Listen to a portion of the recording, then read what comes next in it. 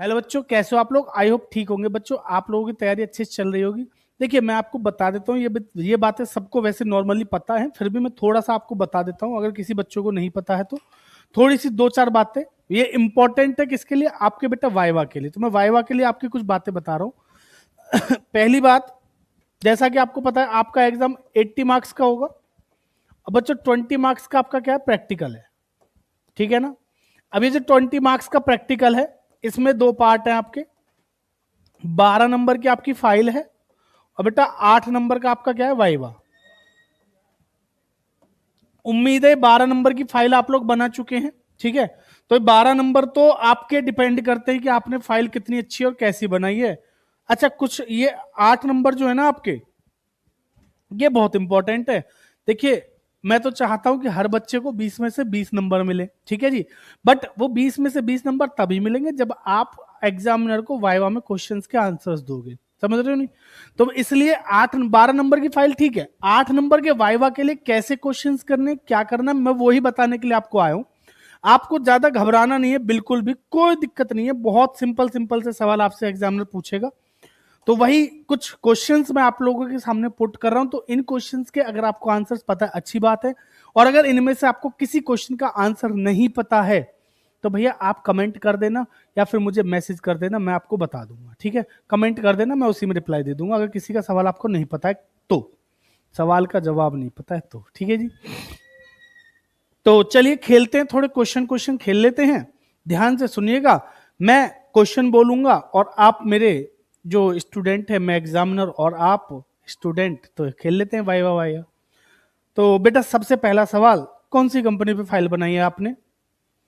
तो जवाब आपके पास हो गई। आपको पता होना चाहिए आपकी जो कंपनी है उसका नाम क्या है। ठीक है नहीं, प्रॉपर आराम से, जैसे आपको पूरा नाम बोलना चाहिए। अगर टाटा मोटर्स पे आपने फाइल बनाई है तो टाटा मोटर्स लिमिटेड। विप्रो पे बनाई है तो विप्रो। ठीक है। पर आज की डेट में बेटा टाटा के ना नाम थोड़े से चेंज हो गए, तो एक बार वो जरूर पढ़ लीजिएगा। गूगल करके देखना टाटा मोटर्स का नाम अभी क्या हो गया। टाटा मोटर्स ने दो पार्ट में अलग अलग कर दिया कंपनियों को। ठीक है। अगर टाटा मोटर्स पे बनाए तो, अगर आपने किसी और कंपनी में बनाए तो दिक्कत की बात ही नहीं है। खैर, एग्जामिनर उतना डिटेल में नहीं पूछेगा, आपसे पूछेगा आपने किस कंपनी बनाई। आपको सिंपल देना है टाटा मोटर्स लिमिटेड, पूरा नाम। ठीक है। विप्रो लिमिटेड, समझ रहे हो, रिलायंस इंडस्ट्रीज लिमिटेड। बेटा क्योंकि ये सारी पब्लिक कंपनी होती है तो इनके नाम के पीछे लिमिटेड वर्ड आना बहुत जरूरी है। बात समझ में आ रही है। नेक्स्ट क्वेश्चन आपके लिए है ये। आपसे क्वेश्चन में एग्जामिनर आपसे पूछेगा, अच्छा क्या क्या बनाया जी आपने, कौन कौन से प्रोजेक्ट बनाए हैं आपने। तो आपको ये पता होना चाहिए आपने क्या क्या बनाया है। ठीक है ना। तो बच्चों अकाउंटेंसी में आपके तीन चीजें आपको बनाने को बोली गई हैं, cash flow, comparative common size और अकाउंटिंग रेशियोज। ठीक है। तीन में से कोई दो आपको बनाने हैं, जो आपका सीबीएसई का जो पैटर्न है उस पर जो बोला गया है वो दो बनाने हैं। तो अगर आपने तीनों बनाए तो तीनों बोल देना, कोई दो बनाए तो दो बता देना जी, मैंने कैश फ्लो बनाया, अकाउंटिंग रेशियो बनाया या कॉम्परेटिव कॉमन साइज और जो भी आपने बनाया वो। ठीक है। उसके बाद आपसे क्वेश्चन में एग्जामिनर अगर जैसे मान लो चेक करते हुए रेशियो वाले पेज पे पहुंचे तो रेशियोज के कुछ फॉर्मूले आपसे पूछ सकते हैं। रेशियोज के फॉर्मूले क्या क्या है बेटा। करंट रेशियो का फॉर्मूला क्या है जी, आपको पता होगा। करंट रेशियो का फॉर्मूला होता है current asset upon current liability. ठीक है ना। करंट रेशियो का आइडियल रेशियो क्या है, आइडियल रेशियो होता है ना, तो वो है 2:1। ठीक। क्विक रेशियो क्या होता है बेटा, तो आप बता दोगे sir quick ratio is equal to quick assets upon current liability. मैं यहाँ पे क्वेश्चन और क्वेश्चन का आंसर बोल रहा हूँ जिससे कि आपके दिमाग में, अगर आप वीडियो भी देख लोगे ना तो आपके दिमाग में घुस जाएंगे, कुछ चीजें आपको याद रहेंगी। अच्छा ये तो सुना है, समझ लो नहीं। तो ध्यान से सुनना, 2-3 बार सुन लेना, एग्जाम से पहले, वाइवा से पहले आपका काम बन जाएगा। Quick ratio, quick assets upon current liability. Quick ratio का आइडल रेशियो क्या है जी, तो सर 1:1 है। बात समझ में आ रही है। अच्छा, इसके बाद अगर आपसे पूछे क्विक एसिड कैसे निकालते हैं जी, तो आप सवाल का जवाब दे दो। क्विक एसिड कैसे निकालते हैं, sir current asset minus inventory minus prepaid expenses. ठीक है बेटा। करंट रेशियो निकालने में करंट एसेट जो होती है उनमें दो चीजें इंक्लूड नहीं करते। करंट एसेट्स में दो चीजें ऐसी कौन सी जिनको इंक्लूड नहीं करते, घबराना मत, तुरंत बोलना सर लूज टूल्स और स्पेयर पार्ट्स। समझ में आ रही बात। इसके बाद जो अगले वाले रेशियो है बेटा, debt equity ratio, total asset to debt ratio. Simple सी ट्रिक बता रहा हूं, इनको याद रखने का बड़ा आसान सा तरीका है। वो क्या है, नाम में ही फॉर्मूला है। एग्जाम ने बोला डेट इक्विटी रेशियो का फॉर्मूला, डेट इक्विटी समझ जाओ, डेट अपॉन इक्विटी, समझ रहे हो नहीं। दूसरा total asset to debt ratio का formula, total asset to debt, तो टोटल एसेट्स अपॉन डेट। बात समझ में आ रही है? प्रोप्राइटरी रेशियो का formula sir, proprietors fund upon total asset. Debt to capital employed का नाम में फॉर्मूला है, तो debt upon capital employed. Interest coverage ratio का फॉर्मूला, इंटरेस्ट कवरेज रेशियो का फॉर्मूला क्या होता है ना, ज्यादा सार मत खुजाना। Net profit before interest and tax upon interest, net profit before interest and tax upon interest. ठीक है जी। उसके बाद बेटा तीसरे नंबर पे जो रेशियोज आते हैं हमारे, वो होते हैं एक्टिविटी रेशियोज, जिसमें सबसे पहले आता है इन्वेंट्री टर्नओवर रेशियो। तो ये जो टर्नओवर रेशियोज है, इनमें क्या आता है ध्यान से समझिएगा। सबसे पहले नंबर पे टर्नओवर, तो आपको यहां पे दो चीजों का रिलेशन समझना। एक तो टर्नओवर कौन सी है, जैसे मैंने बोला इन्वेंट्री टर्नओवर रेशियो, क्या बोला मैंने, इन्वेंट्री टर्नओवर रेशियो। तो बेटा इन्वेंट्री किस पे कैलकुलेट होते हैं, देखिए आपने 11th में पढ़ा होगा, इन्वेंट्री को वैल्यू करते हैं कॉस्ट और एनआरवी विच एवरेज लोअर पे। किस पे, कॉस्ट और एनआरवी विच एवरेज लोअर पे। तो बेटा अगर आपको मैं बता दूं कॉस्ट ऑफ गुड्स सोल्ड, तो इन्वेंट्री यानी कि कॉस्ट ऑफ गुड्स सोल्ड, तो इन्वेंट्री को याद रखना सीओजीएस से, सीओजीएस मैं बार बार बोल रहा हूं, इन्वेंट्री मतलब COGS.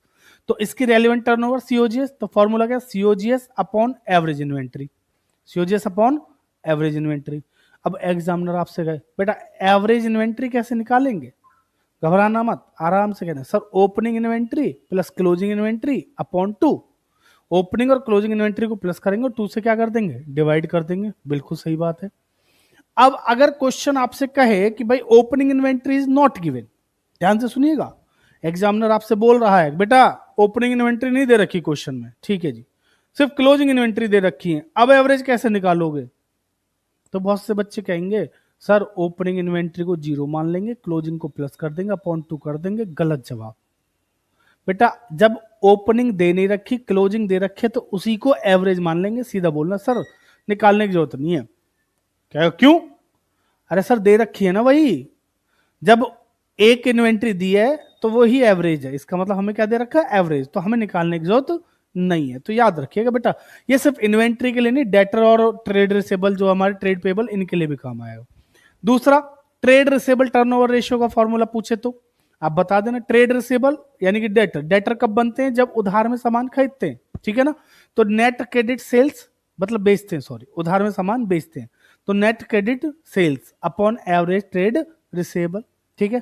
Trade payable turnover ratio का, जब उधार में सामान खरीदते हैं तो ऊपर क्या आएगा, net credit purchases upon average trade payable.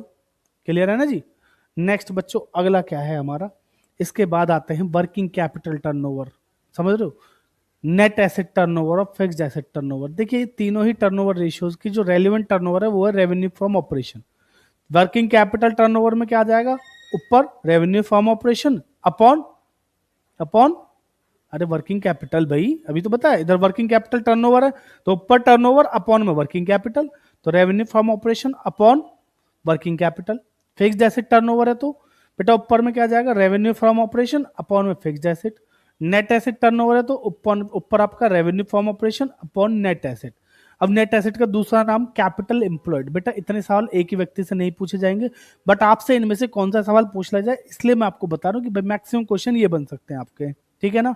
तो नेट एसेट का दूसरा नाम क्या है बेटा, कैपिटल एम्प्लॉयड। कैपिटल एम्प्लॉयड कैसे निकालते हैं ये पूछ रहे तो बता देना, total assets minus outsider liability, या प्लस कर देना किसको, shareholders fund plus debt कर देना, या non current asset plus working capital कर देना। 3 तरीके से वर्किंग कैपिटल निकल जाती है। एग्जामिनर पूछे एक बता देना, ज्यादा वो मत करना, वो कहे और कोई भी है तो आप दूसरा बताना, उसके बाद और कोई भी पूछे तो तीसरा बताना। बेटा आप एक साथ तीनों बोलने लग जाओगे, एग्जामिनर को कभी कभी गुस्सा आ जाता है और फिर गुस्से में फिर वो और ज्यादा हाई लेवल के सवाल आपसे पूछ लेंगे और फिर आपको झुकना तो पड़ेगा। समझ लो नहीं, समझ में आ रही बात। ज्यादा पुष्पराज बनने की जरूरत नहीं है, गुरु है, गुरु के सामने झुकना अच्छी बात होती है। क्लियर है यहाँ तक, हाँ ज्यादा ज्ञान हो गया, ठीक है वापस आ जाते हैं। ये हमारे टर्नओवर रेशियोज थे बेटा। इसके बाद आ जाइए प्रॉफिटेबिलिटी रेशियोज। प्रॉफिटेबिलिटी रेशियो बड़े सिंपल हैं। ग्रॉस प्रॉफिट रेशियो, तो देखिए ऊपर तो आएगा वो जिसके बेस पर निकालना, जिसका परसेंटेज निकालना है आपको ग्रॉस प्रॉफिट का परसेंटेज निकालना है, तो gross profit upon RFO into 100, सब में ही अपॉन में आरएफओ आएगा भाई, सुन लेना ध्यान से। तो ग्रॉस प्रॉफिट रेशियो तो sir GP upon RFO into 100। Net profit ratio तो नेट प्रॉफिट अपॉन आरएफओ यानी कि रेवेन्यू फ्रॉम ऑपरेशन इंटू 100।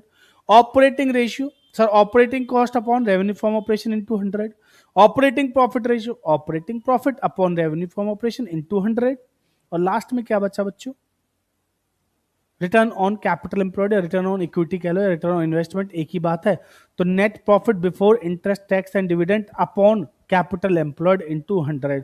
तो ये हमारे कुछ 18 फॉर्मूले हैं जो अकाउंटिंग रेशियो से पूछे जाते हैं, ठीक है।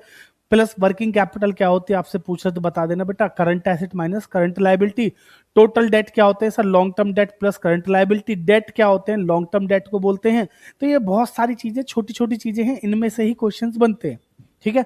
इसके बाद कैश फ्लो से बहुत सारे सवाल बन जाते हैं। क्या बेटा, कैश फ्लो में सबसे पहले कितनी एक्टिविटी है बेटा कैश फ्लो में? अब आप कहोगे सर कैश फ्लो में एक्टिविटी 3 है जी, कौन कौन सी? ऑपरेटिंग, इन्वेस्टिंग, फाइनेंसिंग, सबको पता होंगी। अच्छा बेटा कैश फ्लो क्या होता है, कैश फ्लो क्या होता है? तो अब बहुत से बच्चे कहेंगे हैं यार ये तो बताया ही नहीं। अरे भाई कैश फ्लो स्टेटमेंट क्या होती है? सिंपल बोलना सर, कैश फ्लो स्टेटमेंट एक ऐसी स्टेटमेंट होती है जो कैश के फ्लो के बारे में बताती है, जो inflow and outflow of cash and cash equivalent के बारे में बताते हैं, उसे कैश फ्लो स्टेटमेंट कहते हैं। हिंदी में बोलोगे ना नंबर नहीं काटेगा एग्जामिनर, बस ये चेक करते हैं कि भाई आपको नॉलेज है या नहीं है। वो ये नहीं चेक कर रहे कि आप इंग्लिश में बोल रहे हो हिंदी में, बात समझ में आ रही नहीं? तो ये आपको समझ में आ गया कैश फ्लो स्टेटमेंट क्या होता है, ठीक है। उसके बाद बेटा एक्टिविटी आपको पता चल गई कौन कौन सी है, 3 एक्टिविटी है। अच्छा कोई ऐसी 3 आइटम या 2 आइटम बताइए बेटा जिसको नेट प्रॉफिट बिफोर टैक्स निकालने के लिए ऑपरेटिंग एक्टिविटी में प्लस या माइनस करते हैं, बताओ। जब हम ऑपरेटिंग का फॉर्मूला, वो ऑपरेटिंग वाला वो बनाते हैं ना, ऑपरेटिंग एक्टिविटी की स्टेटमेंट बनाते हैं, तो उस केस में हम निकालते हैं net profit before tax and extra ordinary item. तो उसको निकालने के लिए हम सरप्लस में closing surplus minus opening surplus करने के बाद उसमें कुछ आइटम्स ऐड और लेस करते हैं। 2-3 आइटम के नाम बता दूं तो बेटा याद रखना, GDP, G4 general reserve, sir जो पैसा रिजर्व में ट्रांसफर किया वो, ठीक है। D4 डिविडेंड, D4 डिविडेंड, और P से प्रोविजन फॉर टैक्स, ठीक है ना। अब डिविडेंड पे पूछ लेगा, डिविडेंड कौन सा वाला करेंगे? अगर प्रपोज डिविडेंड क्वेश्चन में दे रखा है ओपनिंग का भी क्लोजिंग का भी, तो कौन सा वाला प्लस करोगे? हमेशा याद रखना बेटा, प्रपोज डिविडेंड ओपनिंग वाला हमारे काम का आता है, ऊपर प्लस भी वही करता है, फाइनेंसिंग में माइनस भी वही होता है, ठीक है जी। प्रोविजन फॉर टैक्स के लिए पूछ ले बेटा, प्रोविजन फॉर टैक्स का ट्रीटमेंट बताओ, कोई एडजस्टमेंट नहीं है तो क्या करोगे?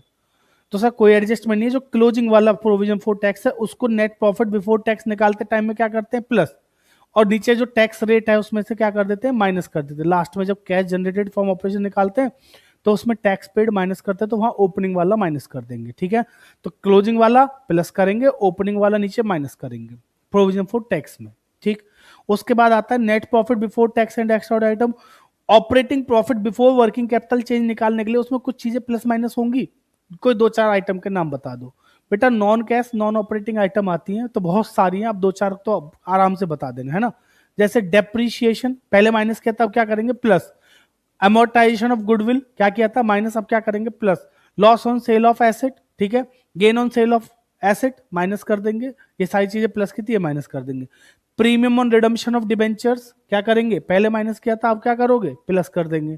इंटरेस्ट पेड पहले क्या किया था माइनस, अब क्या कर दोगे, plus. Interest receive, rent receive, ये सारी ही चीजें यहाँ पे आती हैं, बात समझ में आ गई जी। फिर आता है वर्किंग कैपिटल चेंज, उसके बाद क्या करते हैं बेटा, सिंपल 2 चीजें होती है वहां पे, करंट एसेट का इनवर्स रिलेशन, करंट लायबिलिटी का डायरेक्ट रिलेशन।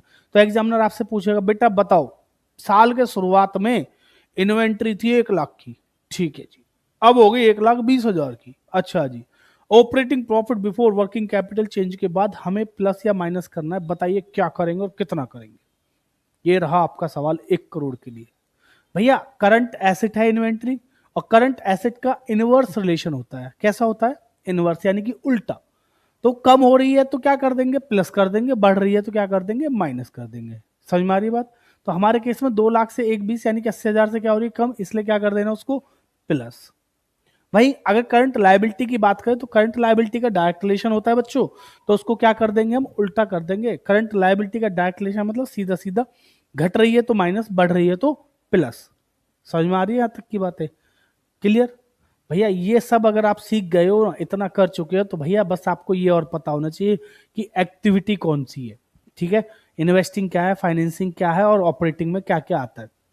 ऑपरेटिंग की सारी चीजें आपको पता है, बट इन्वेस्टिंग फाइनेंसिंग में क्या आएगा, कोई आइटम बोल दिया, जैसे मान लो इशू ऑफ शेयर्स, बताइए कौन सी एक्टिविटी है, आप बता दोगे फाइनेंसिंग एक्टिविटी, कैसे बता पाओगे? लेकिन अगर आपने पढ़ा है तो आप बता दोगे, लेकिन अगर बच्चों आपने नहीं पढ़ा है ना, तो देखो मैं ज्यादा नहीं कह रहा, मैंने 2 वीडियो डाल रखी हैं अपने चैनल पर। अगर आप मेरे वीडियोस वाले सेक्शन में जाओगे ना, तो वहां पे आपको कैश फ्लो की 2 लेटेस्ट वाली वीडियो दिखेंगी, एक ऑपरेटिंग की, एक फाइनेंसिंग, एक इन्वेस्टिंग। ऑपरेटिंग वाली देखने की जरूरत नहीं पड़ेगी, पर इन्वेस्टिंग फाइनेंसिंग वाली देख लेना, उसमें पूरी डिटेल में बताया कि आप कैसे पहचानोगे कि कौन सी एक्टिविटी है। बड़ा आसान सा तरीका बताया, तो अगर आप वहां से देख लोगे ना बहुत अच्छा रहेगा। बाकी मैं फिर भी आपको बता देता हूं कि भैया जो लायबिलिटीज से रिलेटेड यानी कर्जे से रिलेटेड जितनी भी चीजें हैं लॉन्ग टर्म वाले से, वो फाइनेंसिंग का पार्ट है, और जो संपत्ति यानी कि एसेट से रिलेटेड है लॉन्ग टर्म वाली से, वो हमारी इन्वेस्टिंग एक्टिविटी है। जैसे purchase of machinery, sale of machinery, purchase of building, sale of building, ये सब इन्वेस्टिंग का पार्ट है। इश्यू ऑफ शेयर्स, ठीक है जी, issue of debentures, redemption of debentures, issue of preference share, redemption of preference share, ये सब कौन सी एक्टिविटी है? फाइनेंसिंग एक्टिविटी है। तो ये भी आप आराम से बता पाओगे, ठीक है बेटा। इसके अलावा इस बुक से जो आपका बनता है ना, वो बनते हैं मेजर हेड और सब हेड, ठीक है। क्वेश्चन आपसे पूछ लिया कि बताइए बैलेंस शीट की इक्विटी एंड लायबिलिटी साइड में कितने मेजर हेड, आप बता दोगे 4 है। कौन कौन से है जी? Sir shareholder fund, application money, pending allotment, non current liability और करंट लायबिलिटी, 4 ही तो हैं, है ना बेटा। शेयर होल्डर फंड के अंदर क्या क्या आता है? 3 चीजें आती हैं जी, कौन कौन सी? Share capital, reserve and surplus, money received against share warrant आता है। एप्लीकेशन मनी, पेंडिंग अलॉटमेंट में कुछ आता है? आपको कहना नहीं आता है। नॉन करंट लायबिलिटी में 4 चीजें आती हैं, क्या क्या? सर लॉन्ग टर्म बोरोइंग आती है, हाँ बिल्कुल सही बात है, और डेफर्ड टैक्स लायबिलिटी आती है, other current non current liability आती है, और लॉन्ग टर्म प्रोविजन आता है। सेम करंट लायबिलिटी में 4 चीजें आती हैं, शॉर्ट टर्म बोरोइंग, उसके बाद trade payable, other current liability और शॉर्ट टर्म प्रोविजन। तो बेटा बैलेंस शीट का फॉर्मेट पढ़ लेना, उसके अंदर की चीजें पढ़ लेना। 1 घंटे की एक पूरी 1 शॉट वीडियो मैंने इसकी डाल रखी है, अगर चाहो तो डिटेल में इसके क्वेश्चंस वहां से देख लेना, क्योंकि अंदर की चीजें पूछ सकता है। जैसे बेटा मैंने बोला आपसे लूज टूल्स, अब लूज टूल्स कहाँ आते हैं? तो इसका मेजर हेड सब हेड बताओ। तो भैया लूज टूल तो करंट एसेट का पार्ट है, करंट एसेट मेजर हेड हो गया, तो सब हेड क्या हो जाएगा? इन्वेंट्री, क्योंकि इन्वेंट्री के अंदर आते हैं लूज टूल्स, ठीक है जी। मैंने बोला डिबेंचर्स कहां पे आते हैं जी? डिबेंचर्स के मेजर हेड सब हेड बताओ, तो आप बता दोगे भैया डिबेंचर तो कहां पे आते हैं? सर डिबेंचर यानी कि लॉन्ग टर्म बोरोइंग का पार्ट है, लॉन्ग टर्म बोरोइंग में आएंगे, और किसके अंदर आएंगे? नॉन करंट लायबिलिटी के अंदर। तो भैया इसमें मेजर हेड सब हेड आपसे पूछे जाते हैं। तो 1 घंटे की वीडियो है, पढ़ लेना, वाइवा के लिए तो काम आएगी आएगी बेटा, बोर्ड में 4 नंबर का क्वेश्चन पक्का आएगा, तो इसलिए कह रहा हूं वो वाली वीडियो जरूर देख लेना वाइवा से पहले, ठीक है। अगर आपने इतना कर लिया है ना, तो आपके 20 नंबर आने से कोई नहीं रोक सकता। सर क्या पहली और दूसरी बुक से वाइवा के सवाल पूछे जाएंगे? देखिए भैया डिपेंड करता है एग्जामिनर टू एग्जामिनर। एग्जामिनर आपका टेस्ट लेने आ रहा है कि आपको नॉलेज कितनी है, आप बोर्ड का पेपर देने जा रहे हो, आपको आता कितना है ना। आप बोर्ड में 80 में से कितने नंबर लाने लायक हो? अगर उसको लगेगा कि हाँ ये बच्चा है कि 80 में से 50 से ऊपर नंबर ले आएगा, 50 60 70 इसको लग रहा है कि हाँ ले आएगा, तो वो आपको 20 में से 20 नंबर दे के जाएगा। प्लस अगर उनको लग रहा है कि नहीं ये कम लाएगा, लेकिन आपके स्कूल के टीचर को पता है आपके बारे में कि आप अच्छा पढ़ते हो, है ना, कि आप इतने नंबर बड़े आराम से ले आओगे, तो आपके स्कूल के टीचर आपके 20 नंबर पक्का करा देंगे, तो घबराने की जरूरत नहीं है। समझ में आ रही बात? लेकिन अगर आपका स्कूल के टीचर से भी नहीं बनती और आप वहां पे कुछ बोल भी नहीं पा रहे हो, तो भैया फिर तो आपका देखो भगवान ही मालिक है। समझ रहे हो नहीं? तो ये वीडियो स्पेशली उन बच्चों के लिए थे जिनकी स्कूल के टीचर से बिल्कुल बनती नहीं है और प्री बोर्ड तक भी नंबर उनके आए नहीं है। समझ रहे हो नहीं? तो भैया अभी ये वाली वीडियो अगर आपने यहां तक देख ली तो इसको एक बार और देख लो, आप हो एग्जामिनर को जवाब दे देना बस, फिर आपके स्कूल के टीचर से बनते नहीं बनते वो कोई मैटर ही नहीं करेगा, ठीक है ना। एग्जामिनर के सामने कॉन्फिडेंट जाना है, कोई घबराने की बात नहीं, खा थोड़ी जाएगा आपको। अरे भाई सवाल पूछने के लिए आ रहे तो घबराना तो बिल्कुल भी नहीं है। समझ में आ रही है बात? तो चलिए बच्चों, अगर आपने यहां तक की वीडियो सुन ली है तो आपके 20 में से 20 नंबर लाने से आपको कोई नहीं रोक सकता। समझ में आ रही है बात? तो चलिए बच्चों, best of luck for your viva, ठीक है। हाँ, हमने एक छोटा सा वाइवा की एक वीडियो 8-9 मिनट की एक वीडियो हमने बच्चे के साथ डाल रखी है, अगर आपने नहीं देखी है तो एक बार वो वाली वीडियो भी जरूर देखिएगा, ठीक है। और 1-2 बच्चों के साथ वीडियो और शूट हो गई है, बस एडिट होकर डलनी बाकी है, तो वो भी देख लेना, उससे आपको एक्सपीरियंस हो जाएगा कि आखिर एग्जामिनर आपसे किस प्रकार के सवाल और कैसे पूछेगा। और आपको किस प्रकार से बैठ के जवाब देना है। ठीक है जी। तो चलिए बच्चों, आज के लिए इतना ही रखते हैं, बाकी करेंगे अगली क्लास में। तब तक के लिए धन्यवाद। और बच्चों, अगर आप 12th बोर्ड की तैयारी करने में लग गए हैं तो हमारे साथ भी जुड़कर आप हमारे चैनल से लाइव क्लासेस के थ्रू वीडियोस देख देख कर भी सीख सकते हैं बहुत सारी चीजें बड़े आसान तरीके से। ठीक है नी, अपनी देसी भाषा में। धन्यवाद।